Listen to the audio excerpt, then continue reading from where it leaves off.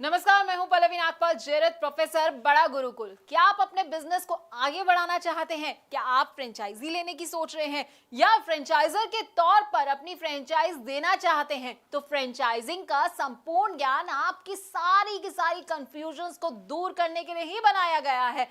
इस कोर्स में हम आपको बताएंगे कि फ्रेंचाइजिंग का मतलब क्या होता है। फ्रेंचाइजी, फ्रेंचाइजर, फ्रेंचाइज, ये सारे ना बड़े अलग अलग तरह के शब्द हैं, लेकिन सुनने में एक जैसे लगते हैं। तो इनमें अंतर क्या है, इनमें स्कोप क्या रहेगा आपके लिए और इनकी क्या क्या इंपॉर्टेंस है, ये हम आपको इस कोर्स में बड़े अच्छे से समझाने वाले हैं। इसके साथ ही हम आपको ये भी समझाएंगे कि बिजनेस और फ्रेंचाइजिंग में आखिरकार क्या अंतर होता है, फ्रेंचाइज और एजेंसी क्या होती है, एजेंट और फ्रेंचाइजी इसमें क्या डिफरेंस होता है, इसको भी कवर करेंगे।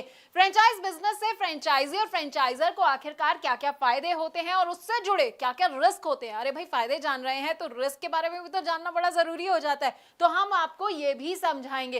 अब अलग अलग तरह के ना फ्रेंचाइज मॉडल होते हैं जो कि लोगों को पता नहीं होते हैं, तो आपके लिए कौन सा मॉडल सही रहने वाला है, फोको, फोफो, कोको, कोफो, अब इन सब के बारे में भी हम आपको बताएंगे। हम इनके फायदे तो आपको बताएंगे, साथ ही साथ ना इनके नुकसान भी आपको बताएंगे। अब सही फ्रेंचाइज बिजनेस चूज करते वक्त किन किन बातों का आपको ख्याल रखना चाहिए और फ्रेंचाइज बिजनेस से जुड़े कौन कौन से लीगल इश्यूज होते हैं, इसकी पूरी जानकारी भी हम आपको देंगे।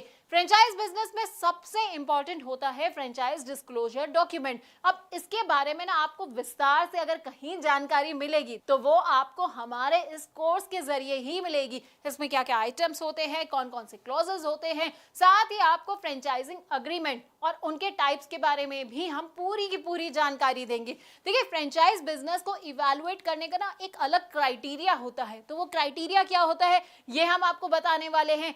इसके अलावा ट्रेनिंग कैसे दी जाती है अपने फ्रेंचाइजी को, तो हम आपको वो भी बताएंगे। डेवलपमेंट ऑफ एसओपी की भी आपको हर डिटेल के बारे में हम आपको अच्छी तरह से समझाने वाले हैं। अब फ्रेंचाइजी और फ्रेंचाइजर के ना फेलियर के भी कई कारण होते हैं। अब देखिए, आपने बिजनेस तो ले लिया, फ्रेंचाइजी आप बन गए हैं, लेकिन आपको समझ नहीं आया कि भाई मैं फेल कहाँ हो गया। तो फेलियर क्यों हो सकता है, किस किस वजह से हो सकता है, क्या क्या कारण हो सकते हैं फेलियर के, ये भी हम आपको समझाएंगे। तो 20 वीडियोस के अंदर ना आपको हम फ्रेंचाइजी फ्रेंचाइजर से जुड़ी हर बात को बताने वाले हैं।